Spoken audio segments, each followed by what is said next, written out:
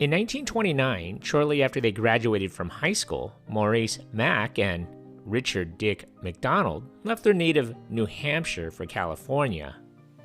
Attracted by the motion picture industry, their first jobs were as stagehands at Columbia Movie Studios, hauling sets and working lights during back-breaking shifts on silent film sets.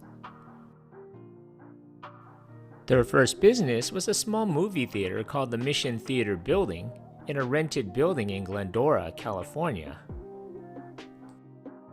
After 4 years, they still had not turned a profit, so they began to look around for a business that might be more lucrative. In 1937, the brothers opened a drive-in hot dog stand called the Aerodrome in Monrovia. The Aerodrome at 742 East Huntington Drive was one of 2 original orange juice stands. It and the Giant Orange, a second stand at 721 East Huntington, were at the Monrovia Flying Field. The stands, which sold orange juice, hot dogs, hamburgers, and one sold beer, were on the opposite sides of Route 66 to attract traffic going in both directions. The aerodrome was eventually cut in half and moved to San Bernardino, which the first McDonald's named stand was created. This would be a larger car hop drive-in with a barbecue pit on the corner of 14th and E Streets in San Bernardino. They would name it McDonald's, and it was located at 1398 North E Street at West 14th Street and would open up on May 15, 1940. The McDonald's car hop drive-in could easily serve 125 cars at a time, offering a 25-item menu that included barbecue pork and beef sandwiches, barbecue ribs, and hamburgers. It included a staff of 20 attractive car hops. Despite their prosperity, the McDonald brothers were not happy. The brothers longed for a less complicated operation without the annoyances of unreliable car hops and the leather-jacketed customers they attracted. They soon became the #1 teen hangout in San Bernardino. Within 5 years, with sales of $200,000 per year, they were among the richest families in town. Dick and his wife, with single Mac, lived in a mansion with a view. Every year, they bought 3 brand new Cadillacs with annual income of more than $100,000 between them, and they were content. The brothers introduced the Speedy service system in 1948, putting into expanded use their principles of the modern fast food restaurant. The McDonald's closed their drive-in for 3 months in order to streamline the operation. The new menu was simple: hamburgers and cheeseburgers, which had been about 80% of their business, French fries, shakes, soft drinks, and apple pies. They decided to terminate all of the car hops. The remodeled building, shaped like an octagon, had only 600 square feet. There were no tables to sit at, no jukebox, no cigarette vending machines, no payphones, no newsstands, and no car hops. As a result, the McDonald's succeeded in discouraging teenagers from patronizing their business. Specially designed equipment included 2 6-foot grills, stainless steel Lazy Susans, spatulas suited for volume flipping, and a stainless steel pump dispenser for squeezing a pre-measured portion of ketchup and mustard evenly on each bun. The tasks of the kitchen crew were broken down into clearly defined steps which untrained cooks could follow. The savings in preparation time allowed the McDonald's to lower the price of a hamburger from 30 cents to 15 cents. A bag of French fries was 10 cents and a cup of coffee was 5 cents. Since all hamburgers were prepared with the same condiments, they could be prepared before they were ordered and kept warm along with the fries under an infrared lamp. Orders could now be filled in 15 seconds. 3 years after the conversion to fast food outlet, the McDonald brothers were grossing $277,000 per year. The unique automation of McDonald's and its high level of profitability received some press coverage, which in turn brought numerous visitors. Many who toured the San Bernardino operation opened imitations in various parts of Southern California, including Glenn Bell, who would go on to found the Taco Bell's restaurant chain. The brothers realized that the octagonal building could not keep up with the demand, so they demolished the building and built a new restaurant with 2 golden arches designed by Dick McDonald. The Golden Arch building became the prototype for every McDonald's restaurant until 1968. The street sign, featuring 1 golden arch and the Speedy mascot, was also installed. In 1954, Ray Kroc, a seller of milkshake machines, learned that the McDonald brothers were using 8 of his multi-mixers in their San Bernardino restaurant. When the brothers ordered 2 more multi-mixers, Kroc decided the time had come to see the operation in person. By this time, the McDonald brothers were grossing $350,000 per year and had sold 15 franchises. After an observation, along with a former tour and long conversation with the McDonald brothers, it was enough to convince Kroc that the McDonald formula was a ticket to success. Mr. Kroc suggested that they increase their effort to franchise their efficiency system. He envisioned each new McDonald's restaurant with 8 multi-mixers. Upon further reflection, though, he began to see the real potential behind the franchises. Kroc continued to pester the McDonald brothers regarding expansion. When they said they liked it fine in San Bernardino and had no desire to scout out new locations or hire managers for these outlets, Kroc said he would do it. He would do everything and just send them a check every month. Kroc's persistence paid off. The brothers started to talk numbers. Kroc suggested the parent company take 2% of the gross sales of any franchised outlet. Until this time, the brothers had merely sold their name and their speedy service system for a one-time fee of $1,000. Kroc successfully negotiated a 10-year contract, which gave him the right to set up McDonald's restaurants throughout the country, except in the handful of territories in California and Arizona, which were already licensed by the McDonald brothers. As he passed the 6-year mark of his 10-year contract with the McDonald brothers, Kroc began to fear that his growing chain would be taken away when the contract expired. Since signing the contract, there were 228 outlets with gross sales of $37.8 million. Kroc was bothered by the financial inequity of the agreement, but he also wanted a complete control of the operation. In 1961, Kroc offered to buy out the McDonald's for $500,000. Dick and Mac considered the offer for a long time and then told Kroc the asking price was $2.7 million. Although he was deeply in debt, Kroc successfully negotiated a loan. The interest he ultimately paid brought the cost up to $14 million. When Ray Kroc found out that the purchase price did not include the location at 14th and E Street, he was furious. He made the brothers change the name to Big M and vowed never to talk about the brothers for the rest of his life. In 1962, Mr. Kroc opens his official McDonald's 1 block north at 15th and E Street, taking much of Big M's business. The legions of dedicated McDonald's fans assumed McDonald's moved because it was a better location.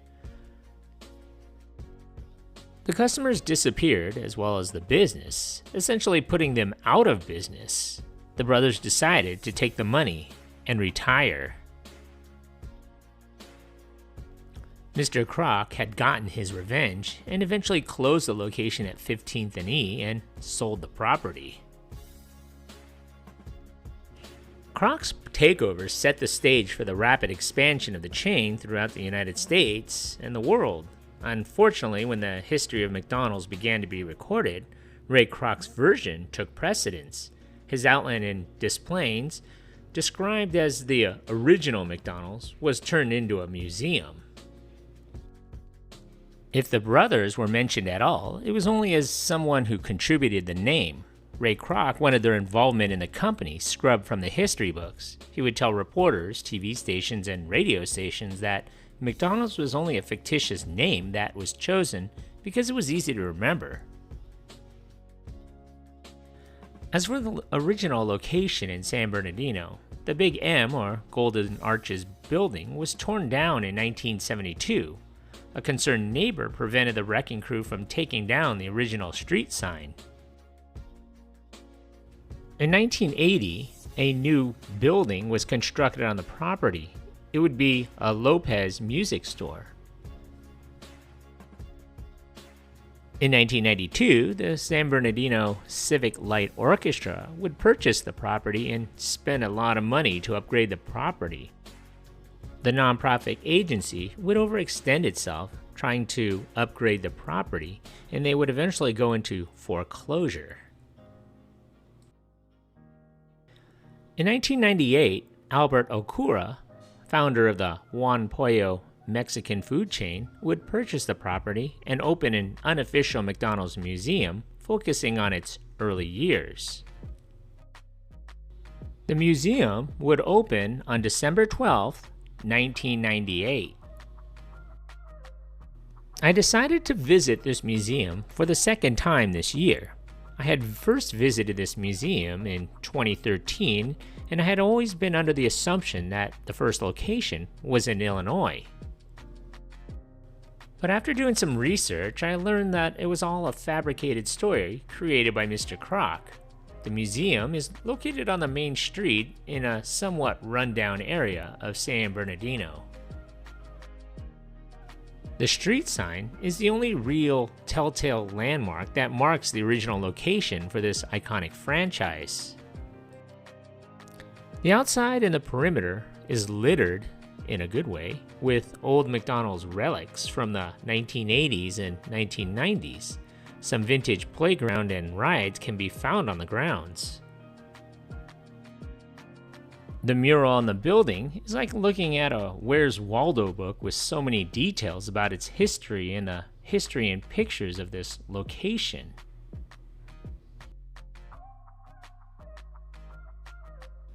Upon entering this unofficial museum, your eyes will be bombarded by the thousands of historical relics dating back from the beginning of the restaurant's storied history. The history of the McDonald's chain goes in chronological order, beginning on your left when you first walk in. It details in artifacts and pictures as well as documents virtually every aspect of McDonald's. Pictures of the first location adorns all of the walls. This museum will literally keep you mesmerized with all of its history. Glass display cases showcase everything from old uniforms, napkins, memorabilia, and of course, the Happy Meal toys. Every single case contains practically all of the different Happy Meal toys from the early 1980s until now. In fact, most, if not all, of the McDonald's merchandise found in the cases are donations given to the museum by visitors and guests alike, including yours truly. The curators and tour guides of this unique museum graciously accept donations, including other rival fast food chains' kids' meal toys.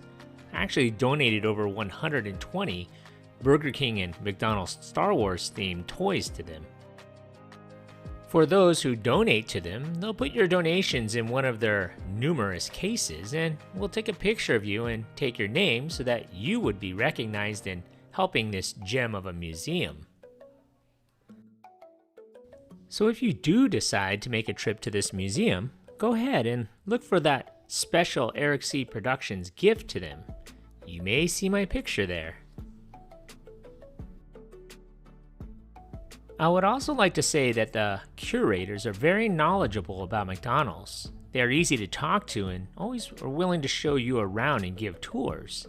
They rely on donations to the museum, so please donate to them and buy some of their merch like keychains, magnets, and stickers. This museum is like taking a trip in a time machine. There are vintage food containers like the old Big Mac and Filet-O-Fish styrofoam containers, and who could forget those classic McDLT dual styrofoam trays? You may also see those classic glasses that used to be selling on promotion. It's a nostalgic look at McDonald's through toys and things that we may have forgotten about.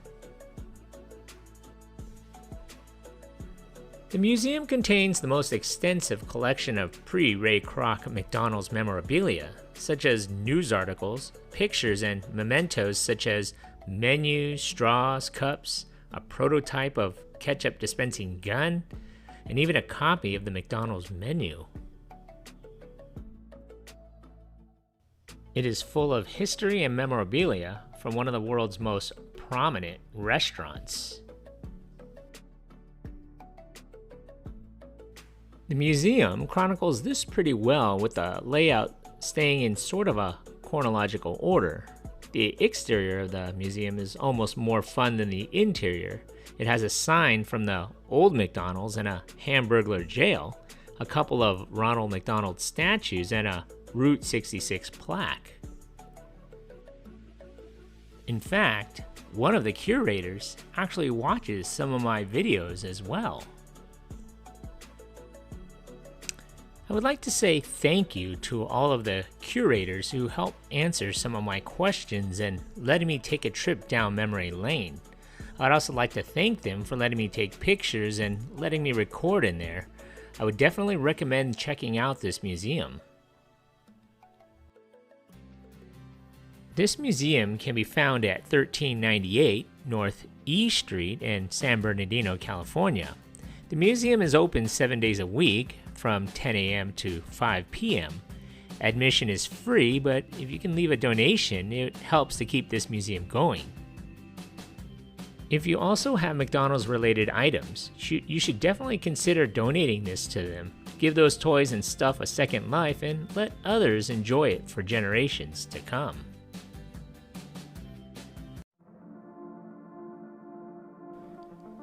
Thank you for watching. If you like this content, and if you haven't already, hit that subscribe button. Thanks.